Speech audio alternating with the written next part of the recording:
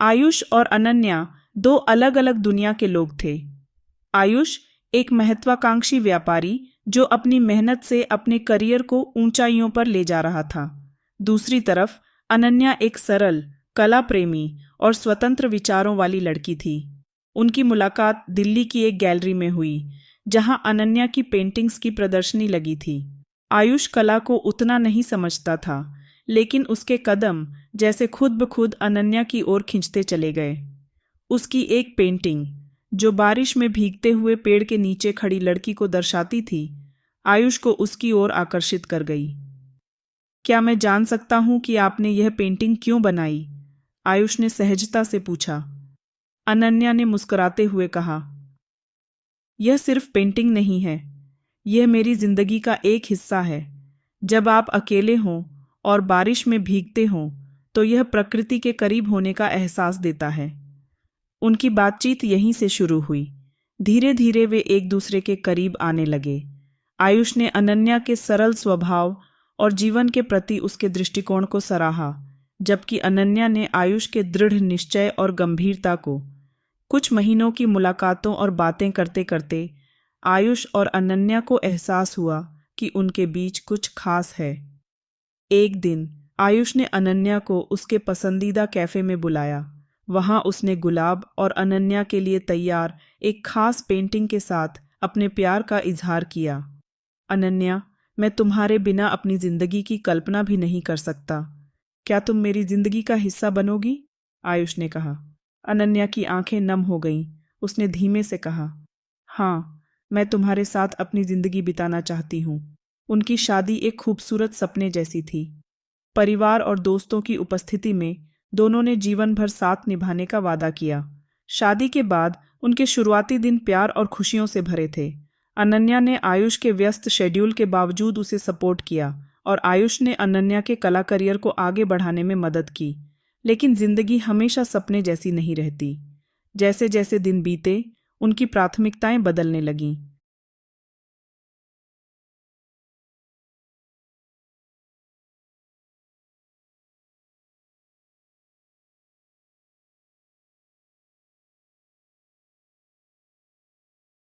आयुष का काम इतना बढ़ गया कि वह अनन्या को समय नहीं दे पाता। वहीं अनन्या अपनी पेंटिंग्स और एग्जीबिशंस में व्यस्त रहती। धीरे धीरे उनके बीच गलतफहमियां बढ़ने लगीं। अनन्या को लगता कि आयुष उसके काम को गंभीरता से नहीं लेता, जबकि आयुष को लगता कि अनन्या उसके करियर की अहमियत नहीं समझती। उनके झगड़े छोटे छोटे मुद्दों से शुरू होते और बड़ी बहसों में बदल जाते। एक दिन जब झगड़ा अपने चरम पर पहुंचा, अनन्या ने गुस्से में कह दिया, अगर हम एक दूसरे को समझ ही नहीं सकते तो इस रिश्ते का क्या मतलब है? आयुष चुप रहा, लेकिन उसकी आंखों में दर्द साफ झलक रहा था। आयुष और अनन्या ने एक दूसरे से प्यार तो किया था, लेकिन परिस्थितियों ने उन्हें उस मुकाम पर ला दिया जहां उनका रिश्ता बोझ लगने लगा। अनगिनत झगड़ों और दर्द भरी रातों के बाद दोनों ने फैसला किया कि वे अब साथ नहीं रह सकते। तलाक का दिन आया। कोर्ट में दोनों चुपचाप बैठे थे। अनन्या के मन में गहरी पीड़ा थी, लेकिन वह इसे जाहिर नहीं कर रही थी। आयुष की आंखें बार बार झुक जातीं, जैसे वह कुछ कहना चाहता हो, लेकिन शब्द नहीं मिल रहे थे। जज ने तलाक को मंजूरी दे दी। कागज पर हस्ताक्षर होते ही उनकी जिंदगी हमेशा के लिए बदल गई। अनन्या ने अपनी सिंदूर और चूड़ियां उतार दीं और आयुष ने बिना पीछे देखे कोर्ट रूम से बाहर कदम रखा। अलगाव के बाद का जीवन तलाक के बाद दोनों की जिंदगी अलग अलग रास्तों पर चलने लगी। अनन्या ने खुद को अपनी पेंटिंग्स में डुबो दिया। वह अब एक फ्रीलांस आर्टिस्ट के रूप में काम कर रही थी। अपने दर्द और भावनाओं को उसने अपनी कला में उतारना शुरू कर दिया। उसकी नई पेंटिंग्स में गहरा दर्द और तन्हाई झलकती थी। एक दिन अनन्या की एक पेंटिंग ने बड़ा नाम कमाया। एक मशहूर आर्ट गैलरी ने उसकी पेंटिंग को बड़ी कीमत पर खरीदा। लेकिन अनन्या की मुस्कान खो गई थी। हर उपलब्धि के बाद वह अकेले अपने खाली घर में लौटती और अपने अतीत को याद करती।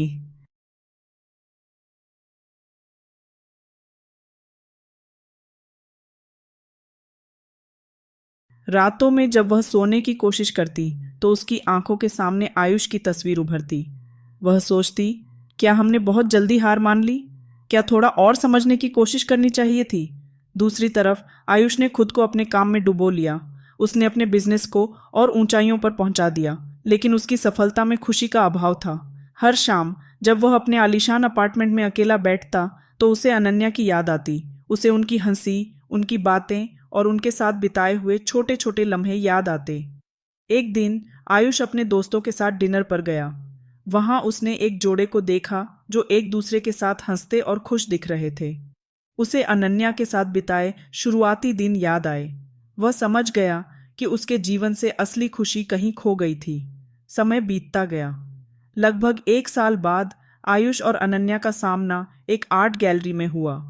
अनन्या की एक नई प्रदर्शनी लगी थी और आयुष वहां किसी क्लाइंट के साथ गया था। दोनों की नजरें मिलीं और कुछ पल के लिए समय जैसे ठहर गया। अनन्या ने अपनी भावनाओं को छिपाने की कोशिश की, लेकिन उसकी आंखें आयुष से सवाल कर रही थीं। आयुष ने मुस्कुराने की कोशिश की, लेकिन वह मुस्कान अधूरी थी। कैसी हो अनन्या? आयुष ने धीमे स्वर में पूछा। ठीक हूं, अनन्या ने जवाब दिया, लेकिन उसकी आवाज में दर्द साफ झलक रहा था।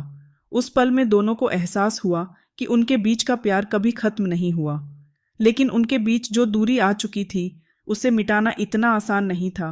कुछ महीनों बाद एक दिन अनन्या को एक ईमेल मिला।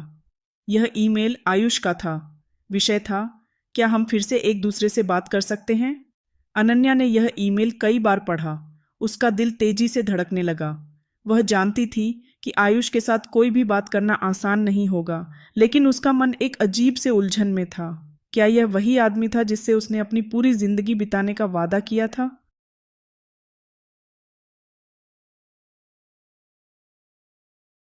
वह जल्दी से जवाब लिखने के बजाय कुछ देर के लिए शांत बैठ गई। उसने अपने दिल की बात सुनी और फिर ईमेल का जवाब दिया। अगर आप चाहते हैं तो हम बात कर सकते हैं। आयुष ने जल्द ही प्रतिक्रिया दी और दोनों ने मिलने का फैसला किया। वे एक छोटे से कैफे में मिले जहां पहले उन्होंने अपनी खुशियों को साझा किया था। आज भी वही पुराने यादें ताजा हो गईं। आयुष ने बिना किसी प्रारंभिक शब्दों के कहा, अनन्या, मुझे एहसास हुआ कि हमने जो किया वह सही नहीं था। हमने बिना एक दूसरे को समझे, बिना कोशिश किए सब कुछ खत्म कर दिया। अनन्या कुछ देर चुप रही, फिर धीरे से बोली, तुम्हारी बातों में सच्चाई है। मैं भी यही महसूस करती हूँ, लेकिन अब हमारी जिंदगी इतनी बदल चुकी है कि क्या हम फिर से एक दूसरे को वो प्यार दे सकते हैं जो पहले था? आयुष ने उसका हाथ थामते हुए कहा, अगर तुम चाहो तो हम फिर से शुरुआत कर सकते हैं। मुझे एहसास हुआ कि तुमसे बिछड़ने के बाद मेरे पास सारी दौलत और सफलता हो सकती है, लेकिन जो सुकून तुम्हारे साथ था वह कभी नहीं मिल सकता। अनन्या की आंखों में आंसू थे, लेकिन वह मुस्कुराई। वह जानती थी कि यह एक नई शुरुआत हो सकती है, लेकिन इस बार दोनों को एक दूसरे के दर्द और इच्छाओं को समझने की जरूरत थी। समझने की प्रक्रिया आयुष और अनन्या ने धीरे धीरे एक दूसरे से अपनी परेशानियों के बारे में बात की। उन्होंने समझा कि उनके बीच की दूरी और अविश्वास का कारण सिर्फ समय की कमी नहीं थी, बल्कि यह था कि दोनों ने एक दूसरे को सही ढंग से समझने की कोशिश नहीं की।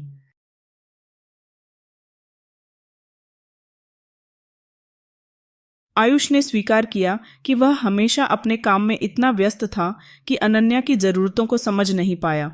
उसने अनन्या से कहा, तुम्हारा कला से प्रेम मेरे लिए एक अनजान चीज थी। मैंने तुम्हारी दुनिया में कदम रखने की कोशिश ही नहीं की। अनन्या ने भी अपना पक्ष रखा। मैंने हमेशा तुम्हें यह महसूस कराया कि तुम्हारी सफलता मेरे लिए महत्वपूर्ण नहीं थी, जबकि मैं समझती थी कि तुम्हें मेरे समर्थन की जरूरत है। हम दोनों ही एक दूसरे के साथ होने की बजाय अपने अपने रास्तों पर चले गए। दूसरी मौका की शुरुआत चरण दर चरण आयुष और अनन्या ने एक दूसरे से पुराने एहसासों को फिर से जीवित करना शुरू किया। उन्होंने मिलकर अपनी गलतियों को स्वीकार किया और एक दूसरे के साथ फिर से अपना रिश्ता मजबूत करने की कोशिश की। आयुष ने अनन्या के आर्ट गैलरी में एक प्रदर्शनी का आयोजन किया, जहां उसने अनन्या की कला को पूरे शहर में प्रदर्शित किया। यह उसके लिए एक तरीके से माफी थी और एक नई शुरुआत का संकेत भी। अनन्या ने भी आयुष के बिजनेस में उसकी मदद करना शुरू किया, यह जानते हुए कि अब उनका प्यार एक दूसरे को बिना शर्त समझने की प्रक्रिया का हिस्सा है। दोनों के जीवन में अब एक नया अध्याय शुरू हो रहा था। इस बार वे केवल प्यार के लिए नहीं, बल्कि एक दूसरे के सपनों को पूरा करने और समझने के लिए साथ थे। आयुष और अनन्या ने अपने रिश्ते को फिर से नया जीवन देना शुरू किया। पहले की तरह कोई झगड़े नहीं थे, बल्कि हर छोटी बात पर समझदारी और प्रेम से बात होती थी। अब दोनों ने एक दूसरे के लिए समय निकालना शुरू किया, एक दूसरे के सपनों का हिस्सा बनने की कोशिश की और पुरानी गलतियों को भूलकर नए रास्ते पर चलने की योजना बनाई ताकि वह अपने व्यक्तिगत जीवन को भी प्राथमिकता दे सके।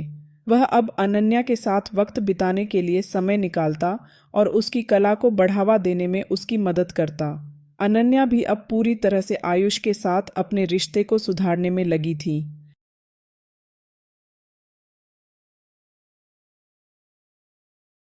साथ ही वह अपनी पेंटिंग्स और कला से दुनिया को अपनी पहचान दिलाने में सफल हो रही थी। एक दिन जब आयुष और अनन्या एक छोटे से गांव में छुट्टियां बिता रहे थे, आयुष ने अनन्या से कहा, तुम जानती हो, मेरे लिए तुम्हारा साथ ही सबसे बड़ा तोहफा है। मेरे पास सब कुछ था, लेकिन तुम्हारा प्यार ही वह चीज है जिसकी मुझे हमेशा कमी महसूस होती थी। अनन्या की आंखों में आंसू थे, लेकिन इस बार वे खुशी के थे। उसने कहा, मैंने बहुत कुछ खो दिया था, लेकिन अब मैं जानती हूँ कि सच्चा प्यार वही है जो बिना किसी शर्त के होता है। हम दोनों को एक दूसरे को समझने और सम्मान देने की जरूरत थी, और यही सच्चा प्यार है। उनकी बातें, उनका रिश्ता अब पहले से कहीं ज्यादा मजबूत और सच्चा हो चुका था। यह समझने की प्रक्रिया दोनों के प्यार को और भी गहरा कर गई थी। वे जानते थे कि जीवन में मुश्किलें आएंगी, लेकिन इस बार वे एक दूसरे का हाथ थामे बिना किसी डर के हर कठिनाई का सामना करने के लिए तैयार थे। तलाक के बाद जो दूरी आई थी, अब वह पूरी तरह से मिट चुकी थी। वे दोनों अब किसी भी छोटी या बड़ी समस्या को एक साथ मिलकर हल करते थे। अनन्या ने आयुष से कहा, हमारे बीच प्यार कभी खत्म नहीं हुआ था। हमें एक दूसरे को समझने में समय लगा, लेकिन अब हम एक दूसरे की असलियत और महत्व को समझ चुके हैं। आयुष ने उसकी बातों को पूरी तरह से महसूस किया। हमने प्यार को खो दिया था, लेकिन हमें यह सीखने का मौका मिला कि सच्चा प्यार किसी भी हालत में टूटता नहीं है। अब उनका रिश्ता और भी गहरा हो गया था। दोनों ने अपनी जिंदगी में आकर सच्चे प्यार का मतलब समझा था। वे न केवल एक दूसरे के जीवन के हिस्से बन चुके थे, बल्कि उनके सपनों का भी हिस्सा बन चुके थे। वे जानते थे कि अब वे जिस रास्ते पर चलने वाले हैं, वह रास्ता हर चुनौती और कठिनाई से भरा हो सकता है, लेकिन साथ रहने का विश्वास और प्यार अब हर समस्या का हल था।